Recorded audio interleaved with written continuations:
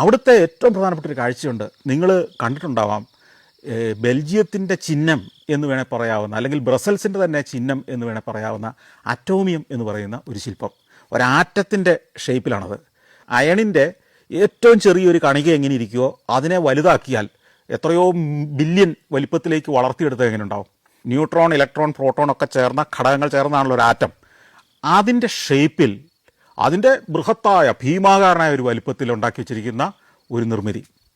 ഇത് 1956 നിർമ്മാണം തുടങ്ങി, 58 പണി പൂർത്തിയായി. ഈ എക്സ്പോ തുടങ്ങുമ്പോഴത്തേക്കും ഇത് ഇന്നും ആളുകളുടെ ഒരു അത്ഭുത കാഴ്ചയാണ്. അതിൻ്റെ ചുവട്ടിൽ ബസ് നിന്നു, ഞാൻ അവിടെ ചാടി ഇറങ്ങി. ഇതിന് ഏതാണ്ട് ഒരു 35 നില കെട്ടിടത്തിൻ്റെ ഉയരമുണ്ട്. പല ഗോളങ്ങളാണ്. ഈ പല ഗോളങ്ങളെയും ബന്ധിപ്പിക്കുന്ന ചില കുഴലുകളുണ്ട്.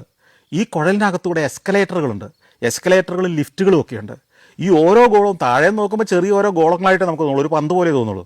പക്ഷേ അതിനകത്ത് 2 or 3 നിലയുള്ള വലിപ്പമുള്ള കെട്ടിടങ്ങളാണ്. അതിനകത്ത് കൺവെൻഷൻ സെൻ്ററുണ്ട്, മ്യൂസിയങ്ങൾ പ്രവർത്തിക്കുന്നുണ്ട്, റെസ്റ്റോറൻറ്റുകൾ പ്രവർത്തിക്കുന്നു.